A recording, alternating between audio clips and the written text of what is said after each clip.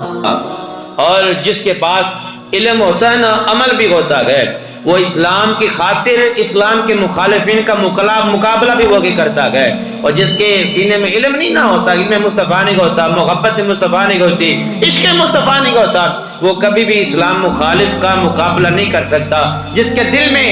علم مصطفیٰ بھی ہو، عشق مصطفیٰ بھی ہو، اور عمل کا جامہ بھی اس نے پہنا ہوا ہو، تو وہ اسلام مخالف کا کھڑے ہو کے مقابلہ کر سکتا ہے۔ 100 سال پہلے، 100 سال پہلے جب حضور نبی کریم صلی اللہ تعالی علیہ وسلم کی ختم نبوت پر حملہ ہوا، کسی خبیث نے، نام نہیں لینا چاہتا میں اس کا، منبر رسول گئے، پاک زبان گئے، پاک جگہ گئے، اس خبیث کا نام بھی نہیں لینا چاہتا میں، 100 سال پہلے جب حضور کی ختم نبوت پر حملہ ہوا، حضور کی ختم نبوت کے ساتھ اس نے چھیڑ چھاڑ کی، تو اس وقت کے 5000 علماء کرام نے جس ہستی کو سربراہ بنایا، جس ہستی کو اپنا مقتدا بنایا کہ حضور ہم آپ کے پیچھے مقتدی بن کے کھڑے ہوں گے اور مقتدا آپ ہیں، آپ کھڑے ہوں اور اس خبیث کا، اس لعین کا مقابلہ کریں۔ اور جس کو سربراہ بنایا گیا تھا نا، وہ کوئی عام ہستی نہیں تھی، وہ گولڑے کے تاجدار پیر میرے علی شاہ تھے، وہ کوئی عام ہستی نہیں تھی، وہ گولڑے کے بادشاہ پیر میرے علی شاہ تھے، جن کو 5000 علماء کرام نے اپنا امیر بنا کے اس دجالی کے ساتھ اس ختم نبوت پر ڈاکہ ڈالنے والے کے مقابلے میں کھڑا کیا۔ حضور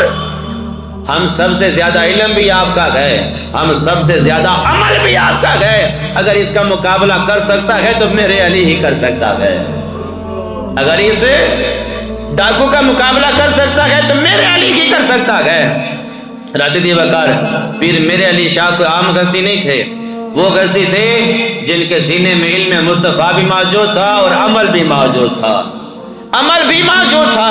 پیر میرے علی شاہ رحمت اللہ کی تعالی لاہور کے اندر تقریباً 4 دن انتظار کرتے رہے، کفار کا کرندہ تو نہ آیا، وہ جھوٹا دجال فریبی نہ آیا، لیکن گلشن سعادت کا مہکتا ہوا پھول، علم کا خزانہ لے کر، عمل کا جامہ پہن کر لاہور کے اندر انتظار کرتا رہا۔ پیر میرے علی شاہ فرماتے ہیں اگر وہ آ جاتا، اگر وہ آ جاتا تو غلام مصطفیٰ سے کچھ نہ کچھ لے کے جاتا، اگر وہ آ جاتا تو غلام مصطفیٰ سے کچھ نہ کچھ لے کے جاتا، لیکن پیر میرے علی شاہ انتظار کرتے رہ گئے۔ وہ فریبی ڈاکو، حضور کے ختم نبوت کے ساتھ کھلواڑ کرنے والا پیر میرے علی شاہ کے ساتھ سامنے کھڑا بھی نہ ہو سکا۔ کیسے کھڑا ہوتا؟ کیسے کھڑا ہوتا؟ جس شخصیت کے دل میں عشق مصطفیٰ بھی ہو، جس شخصیت کے دل کے اندر خوف خدا بھی ہو، جس شخصیت کے دل کے اندر محبت رسول بھی ہو، جو سعادت کے گھرانے کا ایک مہکتا ہوا پھول ہو، اس کے سامنے جھوٹا بندہ کھڑا ہی کیسے ہو سکتا ہے؟ پیر میرے علی شاہ فرماتے ہیں اگر وہ آ جاتا، لیکن آئے گا نہیں، اگر وہ آ جاتا تو پھر حضور کے اس غلام سے کچھ نہ کچھ لے کر ضرور جاتا۔